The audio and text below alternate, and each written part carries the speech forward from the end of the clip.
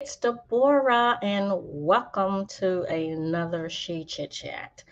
So, today I wanted to cover a topic that's been in the news, and not even just in the last week or so, but unfortunately has been prevalent throughout the last, I guess, year, 2 or 3, or whatever. It's just been escalating, and that is the topic of evil and hatred, bias, racism, whatever you want to call it.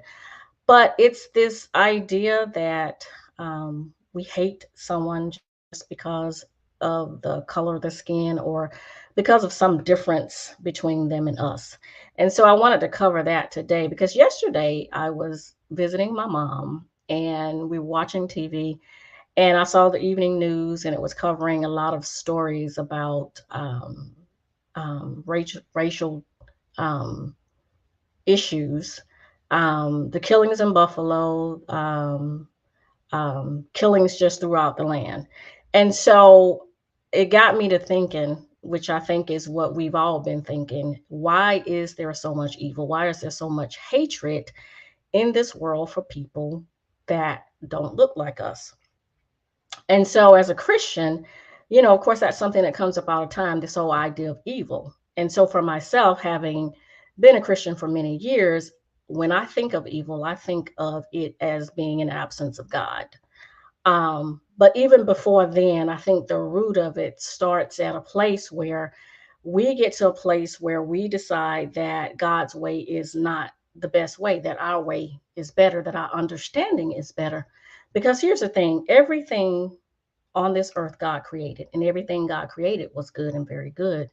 And so when we look at something or someone that God has created and we decide that that person or that thing is not good in our eyes, then that means we're not just pitting ourselves against that person or that thing. We're actually pitting ourselves against God, because what we're saying is that, God, you don't know what you're talking about.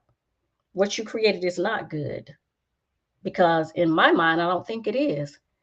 And so that's the thing that ushers in that evil. And when the evil comes in, it ushers in that hatred.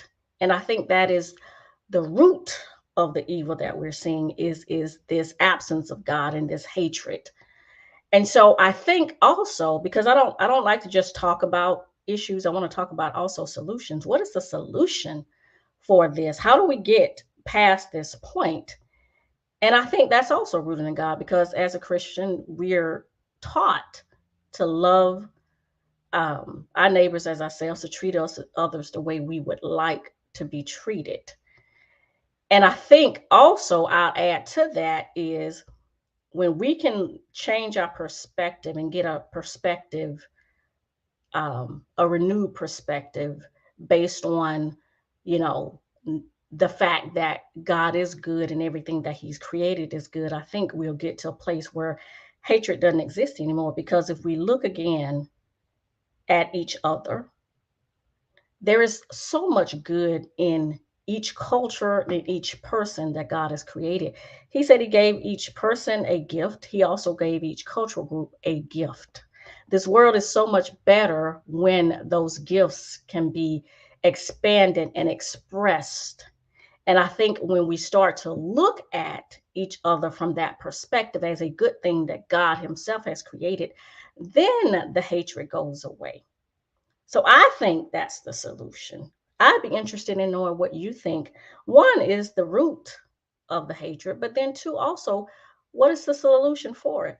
Because in order for this situation, not just in the United States, but in the world, and I mean, we're seeing it in Russia, we're seeing it in Ukraine, we're seeing it in Taiwan and China. So there are conflicts all over the world. There have been, um, but what's the solution? In order for us to get to a place where things are better, I think it starts with us. Kind of like Michael Jackson. It starts with the man in the mirror. Well, it starts with us. So I would challenge you all to get a new perspective. Instead of looking for the bad in other people or other things, change your perspective and say, hey, if God created it's good, let me look again. And let's examine our hearts, because even though we might not think we're like somebody else, I think we all can, at some point, give in to misunderstandings or dislike, and that can form hatred, and then evil is born if we're not careful.